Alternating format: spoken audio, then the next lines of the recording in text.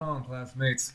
Alright, this is our final video for anthropology, and I figured what I'd do in response to the video is just go over my e-portfolio reflection and submission. So the project that I chose to do was doing a comparison between humans and chimpanzees is what it ended up being. I was going to do it between just primates in general, but chimpanzees was some of the more relevant information that I could find on the subject that I was going to write about. And that was similarities between responses between human beings and chimpanzees to stressors. So, as I went through and did my research, I basically detailed a couple basic scenarios where both human beings and chimpanzees can run into stressors. So the first thing that I did was look up kind of one of the real easy ones, and that is parent to child. And so children, of course, are just little bundles of joy, but they can also be stressful. And so there was actually a video on YouTube posted by the Jane Goodall Institute of the USA, and it was detailing some of the interactions between Fifi, which was a chimp that Jane Goodall met when she first actually arrived and where she did her studies, who ended up having, I think it's 8 children, 7 of which that have survived, or 8 offspring, 7 that have survived. And then the video just showed some of the basic interactions that occurred between her and her children. And so in this segment, I showed that a similarity between stressor responses between human beings and chimpanzees is that they detailed how Fifi, when danger or a threat was present, would place herself between her young and that threat. And this would even be in situations where that threat could be could have a life-threatening effect on her. And so that being a very altruistic, a very kind, a very noble thing, a very human thing, was a very interesting thing because, of course, when you do any kind of research online, you can find all kinds of information about parents that have sacrificed up their lives for their children, and then many other kinds of sacrifices and acts of altruism exist in the human world beyond just that. After that, I felt like another easy thing to turn to would be war, and so I detailed how the millennial generation of today has practically grown up with an ever-constant news media stream that talks about war. Nobody probably remembers the Kosovo conflict, but that started in the late 90s.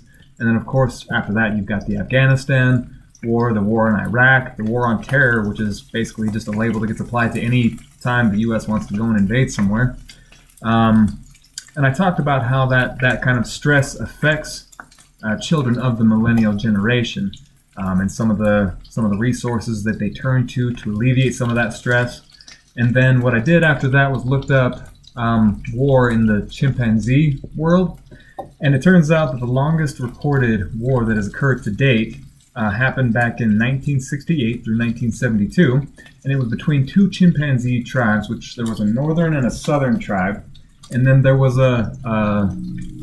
basically a key or a central figure that lived in between the two. His name was Leakey, and they don't know how he died, but when he died, the tribes and their connection just completely fell apart. And after this, they detail that 4-year war span where they would talk about small bands of male chimps from one tribe would go in during the night and take other male chimps out from the other tribe and brutally do away with them.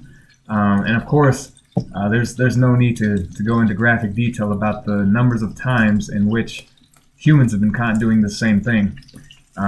War is something that every one of us is familiar with, and the atrocities committed on both sides by any side, war itself being a tragic act in and of itself, was another very interesting thing to detail the similarities between both humans and chimpanzees.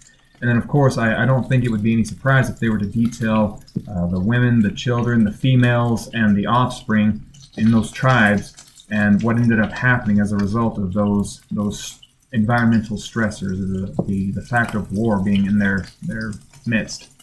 I did a psychological project for another class, or a psychology project, which detailed the increase in divorce rates during the pandemic of COVID-19, and then the increase in the reports of child abuse cases.